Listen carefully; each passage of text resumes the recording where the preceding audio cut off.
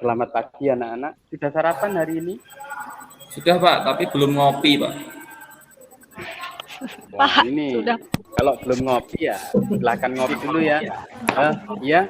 Bapak sudah mengupload atau mengunggah presensi kalian ke GTR ya. Silakan masuk dan diisi sesuai dengan namanya. Jangan sampai keliru nama ya.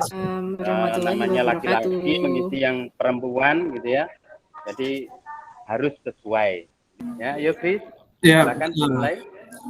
Baiklah teman-teman, marilah sebelum kita memulai pembelajaran pada hari ini, marilah kita berdoa menurut kepercayaan kita masing-masing. Doa mulai. Doa selesai. Materi kita hari ini adalah tentang artikel, ya. Nah, sebelum nanti saya sampaikan, ini ada yang mau Bapak sampaikan, yaitu kompetensi dasar, yaitu mengevaluasi informasi baik fakta maupun opini dalam sebuah artikel yang dibaca. Kemudian ada 2 indikator yang diharapkan menemukan informasi dalam artikel opini, dan yang kedua membedakan antara informasi, fakta, dan opini penulis. Kemudian untuk tujuan pembelajaran kita hari ini, bisa kalian lihat di slide ya. Ali, jangan tidur saja Ali, kepalanya. Terima kasih Ali. Ya, tujuan pembelajaran kita hari ini yaitu melalui kegiatan pembelajaran daring, karena sistem kita adalah daring ya. Bapak menggunakan model PBL, pembelajaran berbasis masalah gitu ya. Nah, nanti kalian harus menemukan informasi dalam artikel opini dengan tepat. Jadi informasi apa saja yang ada di dalamnya. Kemudian yang kedua, membedakan antara informasi, fakta, dan opini penulis. Jadi yang selanjutnya penilaian sikap, yaitu Bapak akan mengamati kalian dari bagaimana cara kalian berdiskusi, gitu ya. Kemudian penilaian pengetahuan melalui LKBD kelompok dan individu, gitu ya. Untuk yang kelompok nanti Bapak akan membagi kelompoknya nanti sebelumnya. Kemudian untuk yang penilaian ketiga yaitu penilaian keterampilan, yaitu mengikuti presentasi. Ya, itu yang akan Bapak lakukan pada pembelajaran kali ini. Nah, ini adalah contoh teks dengan judul kunyah permen karet hingga diet karbo. Ini 9 cara mencegah asam lambung naik. Nah, ini adalah sebuah artikel ya anak-anak ya. Bapak telah membagi kelompok menjadi 4 berdasarkan pilihannya. Untuk kelompok 1 ada Septi, Selvi, dan Iwa. Kelompok 2 ada Krisnadi, Helen, dan Ayudia. Untuk kelompok 3 ada Dadang, Ani, dan Denden. Dan kelompok 4 ada Ali Hamdan, Anto, dan Retno. Itu ya. Silakan kalian berkumpul atau diskusi dengan kelompoknya masing-masing. Silakan masuk ke akun GCR-nya. Nanti ketika ada permasalahan bisa ditanyakan, ya. Silakan masuk ke akun GCR-nya masing-masing. Selalu mengandung opini penulis, Pak. Nah, itu pertanyaan yang sangat bagus ya. Jadi memang benar dalam sebuah artikel itu pasti mengandung opini penulis, karena di situ subjektivitas penulis itu yang diutamakan, ya. Termasuk setelah mencermati isi teksnya ya, sudah membaca teksnya, itu pasti mengandung opini penulis. Ada lagi, Iwa? Apa bedanya Pak dengan fakta, Pak? Apa bedanya dengan fakta? Nah, perbedaan opini penulis dengan fakta ya jelas berbeda. Karena kalau fakta itu adalah pasti benar, kalau opini belum tentu benar. Kalau fakta bersifat objektif, kalau opini bersifat opini. Ya, silakan Chris. Ada apa, Chris? Ada Pak, yang ini ada yang mau ditanya, Pak. Ya? Fungsi artikel itu untuk apa, Pak? Oh, fungsi artikel.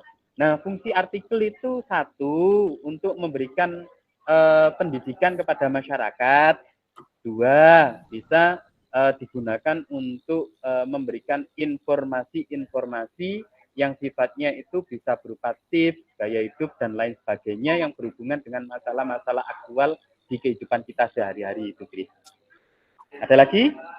Ya. Apakah dalam teks artikel itu selalu ada opini dan fakta gitu? Iya. Ya, terima kasih atas pertanyaannya, Denden. Ya, memang benar apa yang ditanyakan oleh Denden ya, anak-anak, bahwasanya di dalam artikel itu harus memuat dua unsur, yaitu ada fakta, ada opini. Karena apa? Karena fakta itu digunakan untuk memberikan argumentasi yang disertai dengan data dan bukti. Karena tapi tidak semua artikel itu mengandung fakta, hanya beberapa. Karena apa? Karena di situ sifatnya subjektif. Ya, Denden? Sudah paham? Mempresentasikan hasil diskusi kelompok kami. Yang pertama, kalimat opini yang kami temukan adalah vaksin. Vaksin adalah satu-satunya cara paling efektif yang bisa menghentikan pandemi COVID-19 yang hingga saat ini sudah menginfeksi belasan juta jiwa di seluruh dunia. Yang kedua, 3 kandidat vaksin corona yang dianggap menjanjikan. Kemudian yang bagian selanjutnya, kalimat fakta. Yang kami temukan dari kalimat fakta yaitu setelah beberapa waktu lalu, Moderna, perusahaan farmasi asal Amerika Serikat, mengumumkan bahwa uji klinis tahap 2 yang dilalui sudah membuahkan hasil memuaskan. Kelompok 2, yang pertama ada beberapa kabar bahagia yang bisa dibagikan soal perkembangan. Yang kedua, opininya adalah uji coba di Indonesia sendiri rencananya akan dimulai pada bulan Agustus mendatang. Opini yang kami temukan itu ada 1, jika uji coba berjalan lancar dan persetujuan dari Badan Pengawas Obat dan Makanan (BPOM) bisa didapatkan, vaksin kemungkinan bisa diproduksi massal pada kuartal pertama tahun 2021 mendatang. Menyampaikan hasil diskusi, izinkan saya untuk menyampaikan jel-jel, Pak. Gudril ono pawon dititili temal temil, Gudril ono pawon dititili temal temil. Mental Gudril itu bukan dari kelompok 4. Mental Gudril itu bukan dari kelompok 4. Kelompok 4 hebat, kelompok 4 kompak, yang lain pasti lewat. Luar biasa. Ini kelompok paling kreatif ini. Ayo, Anto, silakan disampaikan.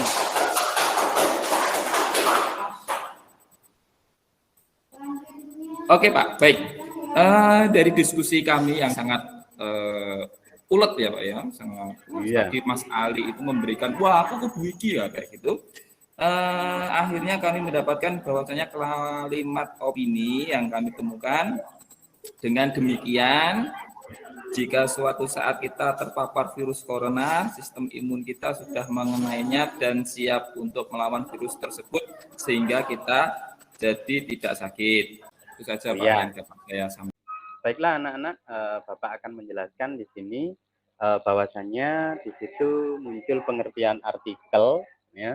Artikel merupakan jenis tulisan yang berisi pendapat, berisi gagasan, pikiran atau kritik terhadap persoalan yang berkembang di masyarakat dan biasanya ditulis dengan bahasa ilmiah populer. Jadi tidak boleh menggunakan kata tidak baku dalam penulisan artikel. Nah, kemudian yang kedua, ini adalah tujuan yang ditanyakan oleh Krisnadi tadi ya, bahwasanya yang pertama adalah meyakinkan, kemudian mendidik, dan yang ketiga adalah menghibur. Itu tujuan dari artikel. Kemudian yang selanjutnya, yaitu ini membedakan antara informasi fakta dan opini penulis yang ditanyakan oleh Iwa dan Denden tadi. Ya, nah ketika di situ pasti akan muncul kalimat fakta, kemudian ada jenis-jenisnya, ada kalimat opini penulis dan jenis-jenisnya, gitu ya. Nah, untuk kalimat fakta adalah kalau berdasarkan Kamus Besar Bahasa Indonesia, sesuatu hal yang benar-benar ada dan terjadi. Jadi memang benar kata acak yang saya berikan di awal itu adalah sebagai rekaan, itu tidak boleh. Jadi fakta itu benar-benar terjadi. Nah, di sini ada dua pembagiannya, yaitu fakta umum dan fakta khusus. Kalau fakta umum adalah kalimat fakta yang kebenarannya berlaku selamanya atau sepanjang zaman. Nah, kemudian yang kedua adalah fakta khusus, yaitu kalimat fakta yang kebenarannya hanya berlaku sementara atau dalam kurun waktu tertentu. Ya, itu kalimat fakta. Nah, untuk ciri-cirinya dapat dibuktikan kebenarannya berisi data-data yang sifatnya kuantitatif, mempunyai data yang akurat baik waktu, tempat, tanggal, ya. Kemudian dikumpulkan dari narasumber yang terpercaya, bersifat objektif, menjawab pertanyaan askadi, bukan mega, gitu ya. Askadi itu apa? Aska itu adalah apa, siapa, kapan, dan di mana. Ya. Kemudian menyatakan kejadian yang atau telah dan pernah terjadi. Ya. Nah, ini untuk ciri-ciri kalimat fakta. Kemudian ada kalimat opini penulis. Kalau berdasarkan KBBI, karena kita orang bahasa Indonesia, ya, menggunakan bahasa Indonesia, saya ambil sumbernya dari KBBI, yaitu pendapat, pikiran, dan pendirian. Jadi kalau kita simpulkan adalah suatu kalimat yang berisi hasil batasan, pendapat, atau perkiraan orang baik ya maupun kelompok.